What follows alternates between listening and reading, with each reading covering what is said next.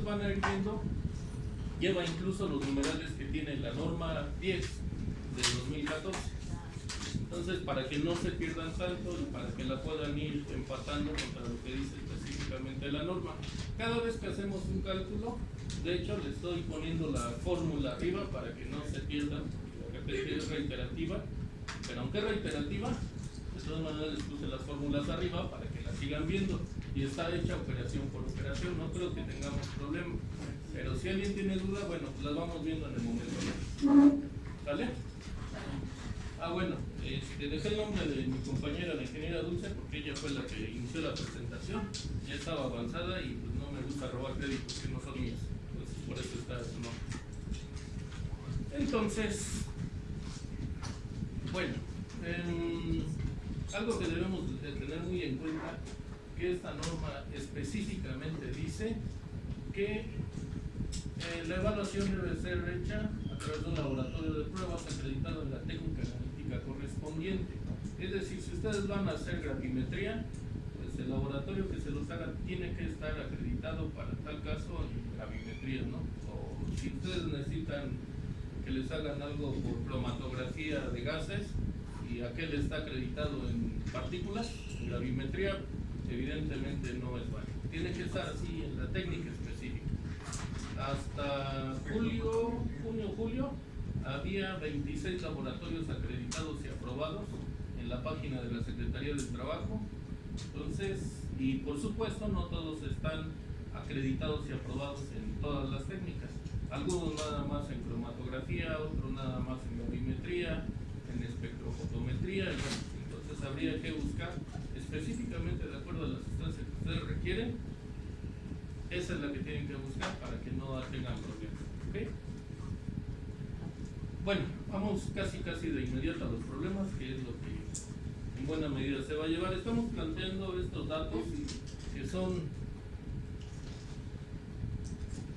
casi están hechos como para que ustedes desarrollen. A lo mejor en algún momento, ahí lo puse entre paréntesis, en algún momento no es congruente con la realidad, pero lo que se trataba era de desarrollar todos los cálculos y bueno, y no inmiscuir muchas sustancias para no revolverlos. Entonces, bueno, en este caso llevamos a cabo el muestreo de 3 sustancias, quileno, tolueno y hexano. Se llevó a cabo por un periodo de 5 horas y las muestras que se tomaron fueron consecutivas en un periodo parcial. Quiere decir que no ocuparon el total de la jornada laboral. Recuerden que para que sea en periodo completo debe de ocupar por lo menos 7/8 de la jornada. Entonces, lo cual quiere decir que estas muestras no llegaron a las 7 horas. Esa es la característica que debe de reunir. ¿Ok? Entonces, específicamente para quileno, se dice que la jornada es de 8 horas al día, acumulando 40. Recuerden que las normas en higiene industrial están ponderadas 8 horas por día, 40 horas a la semana. Esta la vamos a llevar así. Y entonces, bueno, pues se tomaron 3 muestras de 2 horas, de 2 horas y de 1 hora. Este es nuestro trabajador 1, nuestro trabajador 2, y obtuvimos una concentración medida en el ambiente 1 de 11 miligramos por metro cúbico, una concentración 2 de 15 miligramos por metro cúbico y una concentración 3 de 3 miligramos por metro cúbico. Sería bueno que se le sacaran foto porque a partir de esta van a sacar varias veces este dato, lo van a estar ocupando. Y bueno, tenemos personal ocupacionalmente expuesto número 2, cuyos muestreos duraron 2 horas, 2 horas y 1 hora. Y obtuvimos concentraciones de 14, 18 y 10 miligramos por metro cúbico respectivamente. ¿Ok? Esos datos, evidentemente, son arbitrarios. Lo único que queríamos era tener valores para desarrollar un cálculo. ¿Hasta ahí vamos todos? Sí. Ok. Bueno, tolueno. Jornada de 8 horas al día, acumulando 40 a la semana. Fue un solo trabajador y entonces tenemos 2 muestras, una de 3 y una de 2 horas. En total nos dan 5 horas, por lo tanto no cumplían, ¿no?, con el periodo completo. Obtuvimos dos concentraciones. La concentración 1 de 14 miligramos por metro cúbico y la 2 de 8 miligramos por metro cúbico. Esa también sáquenle foto y también a la siguiente, por favor, que se refiere a hexano. De todas maneras, al final les voy a pasar la presentación, la voy a subir al grupo. Pero bueno, para efecto de los cálculos que vamos a ir haciendo, para que ahorita los tengan, por favor. ¿Vamos ahí todos? Sí. Ok. Y entonces tenemos hexano, que es nuestra tercera sustancia que muestreamos. Para esta sustancia dijimos que tenemos 9 horas al día, acumulamos 45 horas semanales y entonces tenemos un solo trabajador al cual le tomamos dos muestras, una de 2.5 horas y la otra de 2.5 horas, nos da un total de 5 horas. Obtuvimos dos concentraciones, una de 14 y una de 12 miligramos por metro cúbico. ¿Ok? Bueno, entonces nada más para que estemos conscientes, la concentración es el resultado que ya el laboratorio nos da, que es el, digamos, el producto final de hacer un muestreo de sustancias químicas. Entonces ya es el final que nos dio la laboratorio. Ok, entonces por ahí me mandaron una foto que se parecía a esto. Entonces a partir de eso vamos a sacar la concentración promedio ponderada en el tiempo, o la concentración medida en el ambiente de trabajo. PPT es la concentración ponderada en el tiempo, y entonces no es más que la suma de las concentraciones que están multiplicadas por los tiempos. Ya ven que cada una de las muestras dijimos que tenía un tiempo determinado, bueno, entre la suma de los tiempos. Bueno, esta es una sumatoria, quiere decir que vamos a sumar desde la primer concentración multiplicada por el primer tiempo, más la segunda concentración por el segundo por tiempo, más hasta que lleguemos a la concentración n por el tiempo n, entre todos los tiempos. Eso es lo que vamos a hacer. Numéricamente lo vamos a ver adelante. Entonces, ¿qué es lo que estamos haciendo? Únicamente estamos sustituyendo. Si tienen el dato para Gileno, ustedes recordarán que dijimos que estaba 2 horas, 1 hora, ¿cierto? Sí. Ok, y entonces obtuvimos concentraciones de 11, 15 y 3 miligramos por metro cúbico. ¿Ahí vamos? Ok. Bueno, entonces lo único que hicimos fue sustituir los valores, que es la concentración media en el ambiente por el tiempo 1, que corresponde a esto, entre los tiempos, entre la suma de los tiempos. Bueno, lo demás es simplemente un desarrollo matemático, ¿no? Es ir haciendo las operaciones. Entonces 11 por 2 son 22 miligramos metro cúbico por hora. Entonces sumamos horas y horas y horas, queda arriba horas arriba y horas abajo se eliminan, quedan miligramos por metro cúbico. Ese es el análisis dimensional. ¿Sí o me fui muy rápido? No, ¿Sí? Ok. Bueno, entonces, a ver, hagan la operación, a ver si les sale, o sea que les esté echando una mentirota y ustedes bien confiados.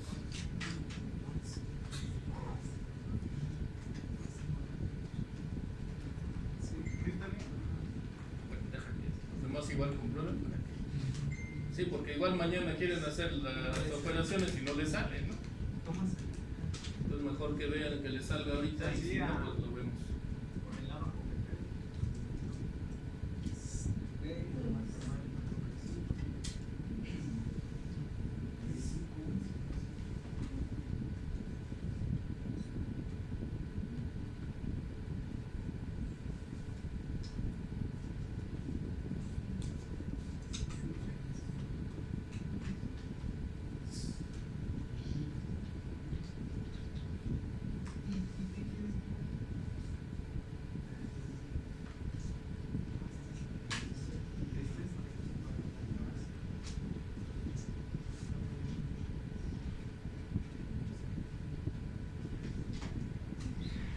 ¿Sí? ¿Sí nos sale? ¿Por qué para la sustancia de hexano habla de una jornada de 9 horas? Bueno, es que queremos aplicar otra de las fórmulas que viene más adelante. Entonces, por eso intencionalmente, como son datos arbitrarios, aprovechamos para poder desarrollar las siguientes etapas que vienen en la norma. Ok, ¿le salió entonces el POE 1? ¿Sí? Bueno, entonces, si le salió el 1, evidentemente creo que no van a tener problemas para el 2. ¿Sí? ¿Quieren hacer la operación o seguimos? ¿Sí ya lo hicieron? Ok. ¿Y si nos salió igual? Sí. Bueno, entonces, vamos a hacer la misma sustitución. Dijimos que teníamos 14 y 8 miligramos por metro cúbico y teníamos dos muestras, una de 3 horas y otra de 2 horas, ¿cierto? Ok, lo único que hicimos entonces fue sustituir. Recuerden que arriba es la sumatoria de las concentraciones por los tiempos parciales, nada más tenemos dos términos, y abajo pues nada más tenemos los tiempos de 3 más 2, entonces suma de horas queda horas, suma de horas queda horas, se van las horas arriba y abajo y quedan miligramo por metro cúbico, ¿cierto? Bueno, hagan la operación, por favor, dejen borro el teléfono de Beatriz. Si no, luego ya no se quita.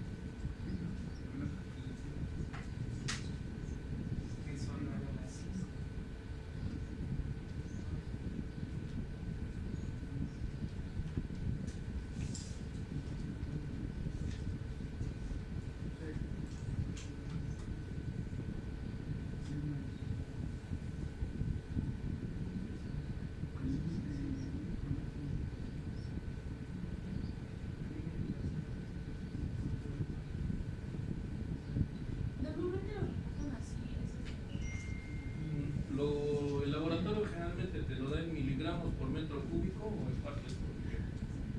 Esas dos unidades que realmente te manejan. Más adelante vamos a ver cómo convertir de miligramos por metro cúbico a partes por millón y también viceversa. ¿Ahí vamos todos ya? Sí. Ok, vamos a seguir entonces. Bueno, ¿para qué usábamos las 9 horas? Lo que pasa es que en el inciso B de ese mismo numeral, que ya ni me acuerdo cuál era, pero en el mismo seguimos, dice que cuando la jornada es diferente de 8 horas, pero queda en el intervalo de 6 a 12, entonces se debe de aplicar lo que le llamamos un factor de corrección, que no es sino que ajustar el valor límite de exposición al tiempo real en que se expone un trabajador. Físicamente eso es lo que vamos a hacer. Y bueno, esta es la fórmula. Y entonces una vez que obtengamos el factor de corrección, lo único que vamos a hacer es que lo vamos a multiplicar por el valor límite de exposición. No es más que una multiplicación. Aquí creo que lo más complejo es ir entendiendo los conceptos a que se refiere.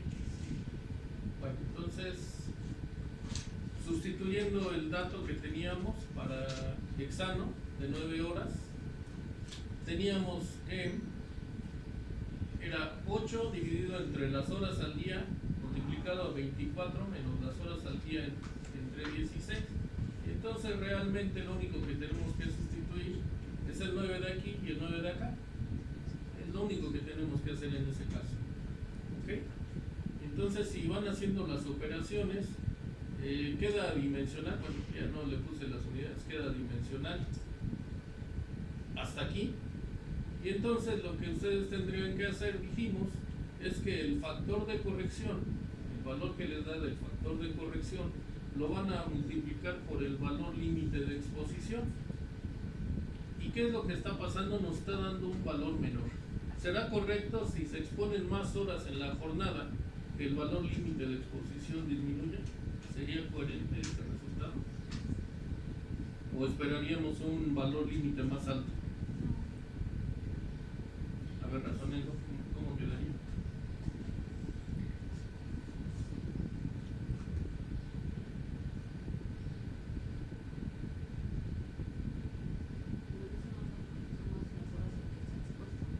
está más horas expuesto, entonces el valor límite de exposición le tendremos que aumentar o disminuir para compensar que está más tiempo.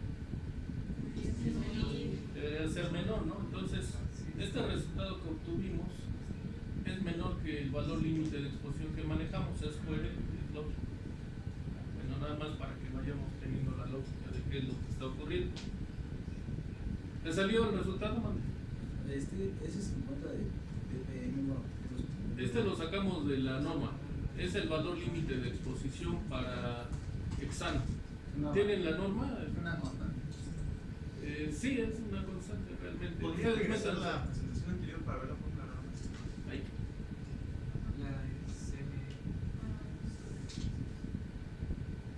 Es el factor de corrección. Este es el factor de corrección, ya que obtuvimos el resultado. Entonces el factor de corrección multiplicado por el valor límite de exposición, el PPT, el valor promedio ponderado en el tiempo.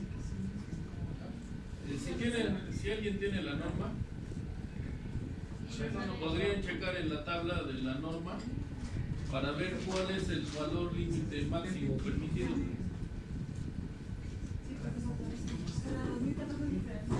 Sí, es diferente. O sea que PPT con PLE es lo mismo. No, es que el valor límite de exposición ustedes lo van a encontrar expresado, ¿esto no? Ok, ustedes lo van a encontrar expresado en PPT.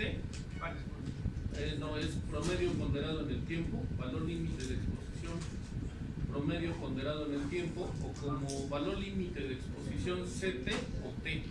Es de corto tiempo o pico, a eso se refiere esa connotación. ¿Podría repetir, por favor, el valor, el factor límite de corrección es? El factor de corrección lo multiplican por el valor límite de exposición. Es este, mira. De hecho es esto. Sí. El resultado que le salió del factor de corrección, lo único que van a hacer lo van a multiplicar por el valor límite de exposición. Eso La es lo único que diferencia tienen entre que el hacer. valor límite de exposición y el promedio ponderado en el tiempo.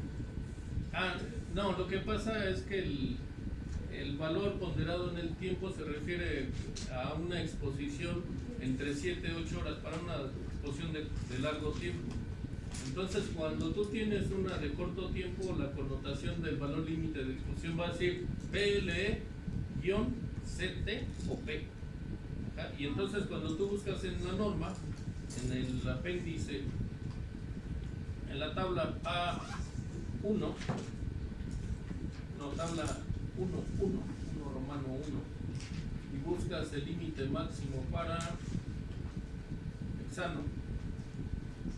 Oh, Dios, no alcanza a ver esto. A ver si alcanzas a ver. Hexano, ¿qué número es? 439. Bueno, por ahí lo anoté adelante, pero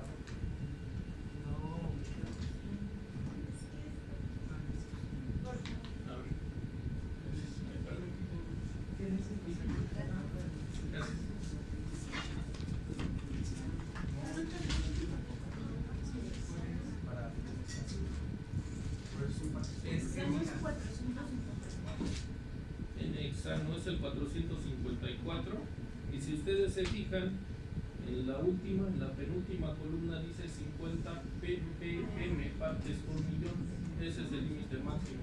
Si tuviéramos un valor pico, dejen ahorita, si están viendo la norma, hay una connotación que podría decir, miren, el 434, en la última, penúltima columna, dice A4 sen, P. Ese quiere decir que ese valor límite se refiere a la ponderación P de pico. Si no tuviera la P en esa columna, quiere decir que se refiere al valor límite de exposición CT a corto tiempo. Ahí es cuando ustedes, esa es la forma en que ustedes pueden diferenciar de que el valor límite de exposición se está refiriendo a CT si no trae la connotación en la columna 1, 2, 3 anterior a la última. Entonces, si no lo trae es el CT. Si trae la P, quiere decir que se refiere al valor límite de exposición pico. Ahí es donde ustedes van a poder diferenciar. ¿Sí? O lo estoy revolviendo. Pero mal de para la otra vez reunión. de este cálculo. Para el efecto de este cálculo se refiere específicamente, la fórmula dice que es el PPT, promedio ponderado en el tiempo. Entonces, ahí no le tienen que buscar, ya está dado, o sea, es el valor que tienen que tomar por fuerza. ¿Ok? Vamos ahí todos. ¿Puedes repetir Sí. lo último que dijo de la tablita esa del CT? De la tablita. Sí, si buscas en el número 434, está en la misma hoja. Sí. Dice en la columna, bueno, en la primera, miren, nada más también, porque de hecho vamos a ocupar más adelante esta tabla para obtener otro dato. Entonces viene el número consecutivo, luego viene el nombre, luego viene ¿qué? Daños, efectos a la salud. Ajá. Déjenme, se las leo tal cual dice la norma para no caer en imprecisiones. Dice sustancia química, alteración diagonal, efecto a la salud, esa es la tercera columna. Luego la siguiente, la cuarta, dice PM, peso molecular. La siguiente dice número CAS. La siguiente columna dice connotación. Y luego la siguiente columna tiene el mismo encabezado, dice VL, valor límite de exposición. Pero si se dan cuenta, abajo lo divide en PPT, o CT o P. Ajá. Quiere decir que si en la connotación viene una P, ese límite máximo, el de la última columna, se refiere al valor límite de exposición con ponderación pico o P. Ajá. Pero si no está la connotación de P en la columna correspondiente, entonces se refiere al valor límite de exposición a corto tiempo. Ajá. Eso es lo que esa era la idea de lo que estábamos platicando. ¿Hasta ahí vamos todos? Ok.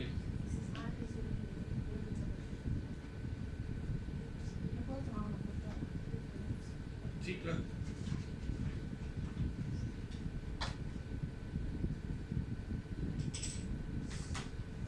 Cuando no tenga nada las sustancias, porque no hay Valor límite. valor límite.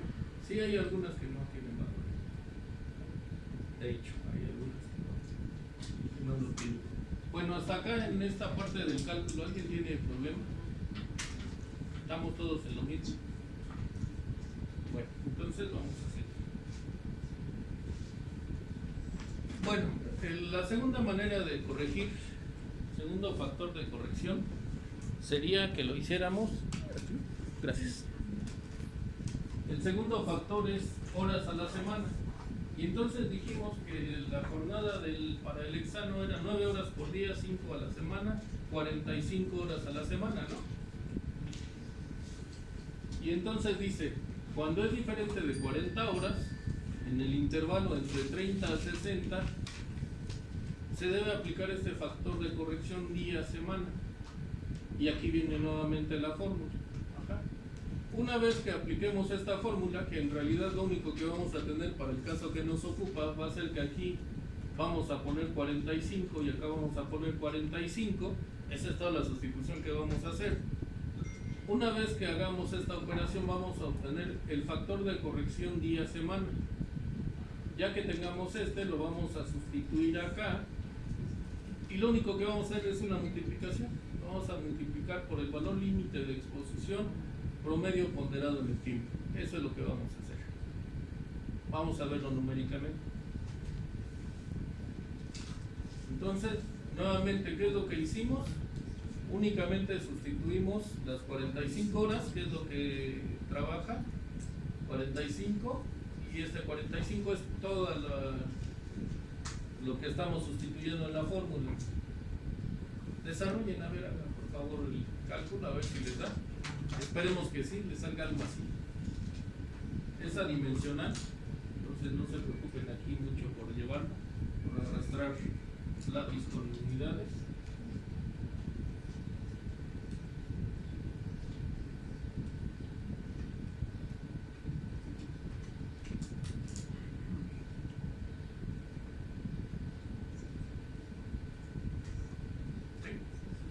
valor límite de exposición corregido PPT le sale entonces. Lo único que hicimos entonces fue multiplicar el resultado del factor de corrección nuevamente por el valor límite de exposición PPT, ¿cierto?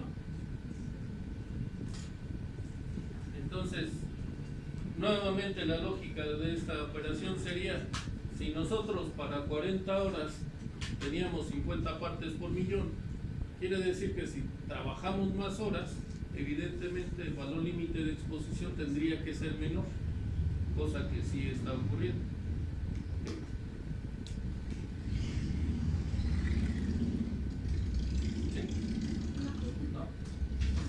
¿Es inverso entonces? Sí. Sí. En este caso, piénsalo tú, si tienes a un trabajador que está 40 horas a la semana y tienes un valor de 50, si tú lo dejas más horas, pues tendrás que compensar su mayor exposición con un valor menor del límite de exposición. Ah, ok. Entonces, ¿qué es lo que nosotros, es el valor que nos está saliendo? O sea, piénsalo en esa lógica. Ajá, sí, sí. Porque entonces lo que estamos buscando es como la condición óptima para que el trabajador pueda estar expuesto ese tiempo.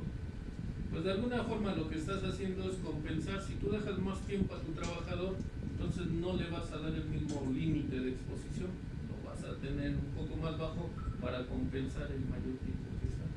Esa es la idea.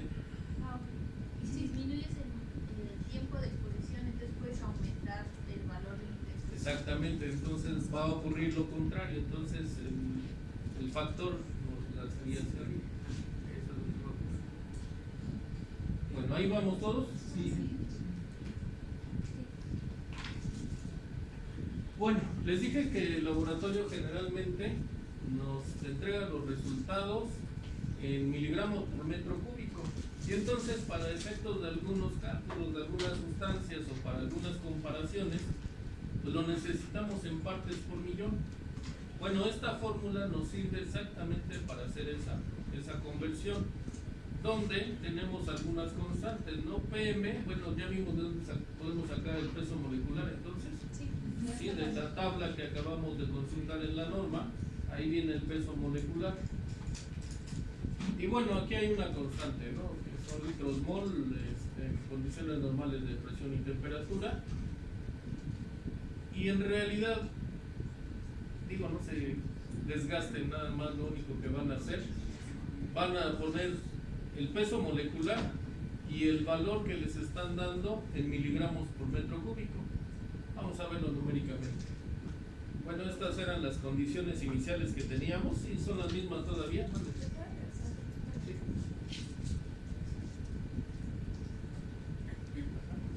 Entonces, bueno, en la siguiente proyección, revisen por favor que sean los datos iniciales que tenían para cada una de las sustancias y para cada uno de nuestros trabajadores. Entonces, personal ocupacionalmente expuesto 1, personal ocupacionalmente expuesto 2, con sus respectivas concentraciones. ¿Lo hicieran o no era? ¿Sí? Ok.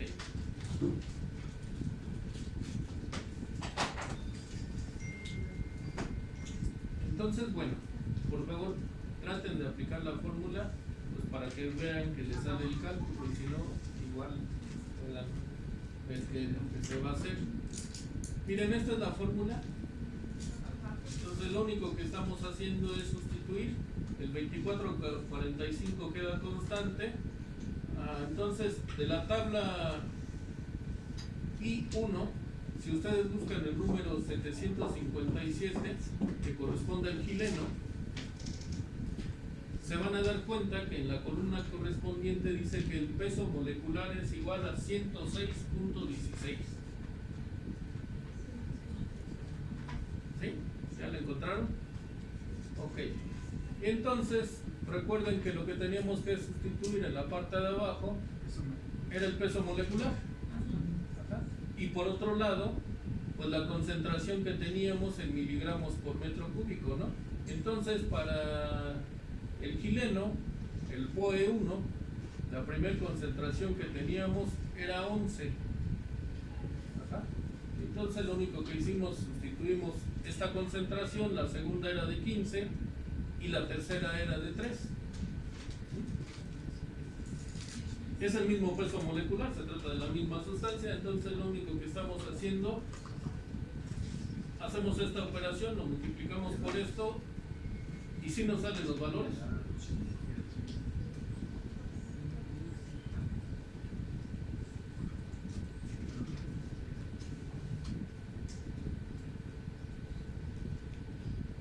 Tengo una duda, por ejemplo. Si colocamos la operación así, es 24.45 y las unidades de esa. Son gramos mol, pero no te preocupes, en realidad esta es una constante prácticamente, porque igual son gramos mol, y lo único que vas a hacer es que vas a convertir, es como un factor, una multiplicación que ya haces y te va a dar directamente las unidades que tú quieras hacer el cambio, que en este caso tú quieres convertir a partes por millón. Entonces ya la misma fórmula contempla las unidades y el que tú pongas lo que te había dado en miligramos por metro cúbico y en automático te salen partes por millón. Ahí sí ya no tienes mucho que buscarle con las unidades. ¿Sí le salen los resultados? Sí.